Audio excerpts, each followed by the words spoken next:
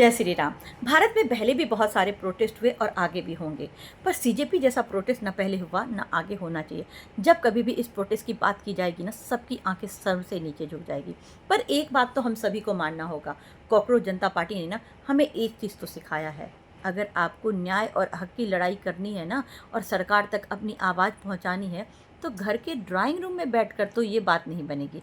उसके लिए हम सबको डिजिटली आगे आना होगा और एकजुट होकर धरातल पर उतरकर एक आवाज़ बनकर सरकार तक अपनी आवाज़ पहुंचानी होगी। ये पहले गए तो थे शिक्षा का मुद्दा लेकर, बाद में इनके मुद्दे चेंज हो गए, सनातन, आरक्षण और जातिवाद। भाई, आरक्षण का मुद्दा तो हमारा भी है। इन्हें आरक्षण चाहिए समानता के लिए और हमें आरक्षण हटाना है समानता के लिए। अब एक बात बताइए, एक जाति के पास पूर्ण आरक्षण है और बाकियों के पास पूर्ण आरक्षण नहीं है, कैसे समानता का अधिकार हो सकता है? भाई, अगर आपको समानता का अधिकार चाहिए ना, तो उसके लिए आपको आरक्षण का परित्याग करना होगा।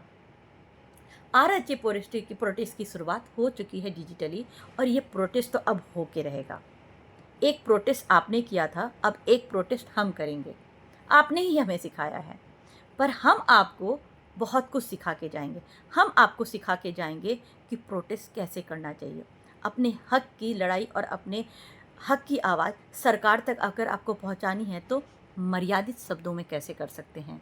प्रधानमंत्री तक अगर अपनी बात पहुंचानी है ना, तो बिना गाली गलौज के गरिमा में रहकर कैसे बात कर सकते हैं, हम आपको यह सिखाएंगे। शिक्षा के साथ ना संस्कार का होना भी उतना ही जरूरी है, हम आपको यह भी सिखाएंगे। आपने इतना ही नहीं, जातिवाद को भी ललकारा। आपका क्या नारा था? एक तिलक तराजू और तलवार, इनको मारो जूते चार। आप समझ रहे हैं ये क्या कहना चाह रहे हैं?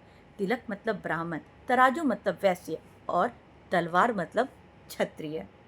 भारत की भूमि में हिंदू राष्ट्र में ही खड़े होकर ये हिंदुओं को ही ललकार रहे हैं, सनातन को गाली दे रहे हैं। तो भाई, हिंदुओं को तो एकजुट होना होगा।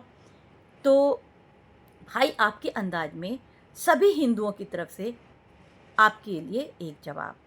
जब हिंदू धैर्य, विनम्र और सहनशीलता के साथ हो ना, तो श्री राम है। वही हिंदू धैर्य, सहनशीलता, विनम्रता टूटने लगे ना और उसका त्याग कर देना, तो वो परशुराम है। अब ये मत बोलना कि परशुराम कौन है भाई, क्योंकि आप धर्म की किताब तो पढ़ते ही नहीं हैं। जय श्री राम, जय हिंद।